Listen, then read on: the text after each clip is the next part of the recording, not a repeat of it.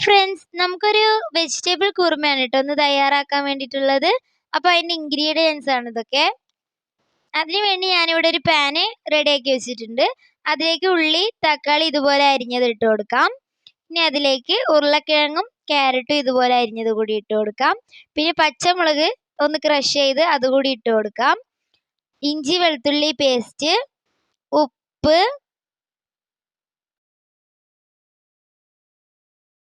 അതിനുശേഷം ഒരു ലേശം മഞ്ഞൾപ്പൊടി കൂടി ഇട്ട് കൊടുക്കാം.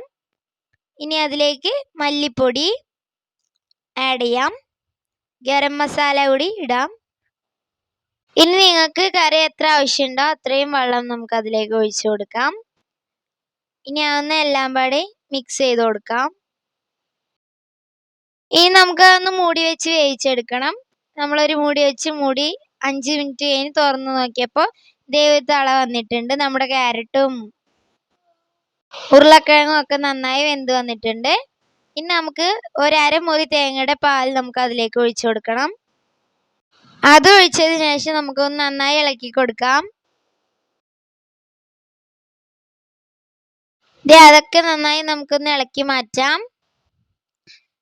ഇനി അതിലേക്ക് കറിവേപ്പില ഒരു തണ്ട് തിളച്ച് വന്നതിന് ശേഷം ഇട്ട് കൊടുക്കാം. ഇനി അതൊന്ന് നമുക്ക് ഇളക്കി കൊടുക്കാം. കണ്ടില്ലേ, നമ്മുടെ കറി അടിപൊളിയായിട്ട് റെഡി ആവുന്നുണ്ട്. ഇനി അതിലേക്ക് എല്ലാം കഴിഞ്ഞതിന് ശേഷം ഒരു തള വരുമ്പോൾ നമുക്കതിലേക്ക് ഒരു ലേശം വെളിച്ചെണ്ണ ഒഴിച്ചു കൊടുക്കാം. നിങ്ങൾക്ക് വേണമെങ്കിൽ അത് സ്കിപ്പ് ചെയ്യാം കേട്ടോ. ഇത്തിരി നെയ്യ് കൂടി ഒഴിച്ചാൽ നല്ല ടേസ്റ്റ് ആയിട്ടുണ്ടാവും. ഞാനതിവിടെ ആഡ് ചെയ്തിട്ടില്ല. അതും കഴിഞ്ഞതിന് ശേഷം നമുക്കിതുപോലെ സെർവ് ചെയ്യാവുന്നതാണ്. നല്ലൊരു അടിപൊളി ഡിഷാണ് കേട്ടോ വെജിറ്റബിൾ കുറുമ. നമുക്ക് എന്തിൻ്റെ കൂടെ വേണമെങ്കിലും, നമുക്ക് ഇടിയപ്പത്തിൻ്റെ കൂടെ ആയാലും പത്തിരിൻ്റെ കൂടെ ആയാലും ചപ്പാത്തിൻ്റെ കൂടെ ആയാലും എന്തിൻ്റെ കൂടെ ആയാലും നല്ലൊരു ചേർച്ചുള്ള കറിയാണ്. അപ്പോൾ നമ്മുടെ വീഡിയോ ഇഷ്ടമായാൽ ലൈക്ക് ചെയ്യാം കേട്ടോ.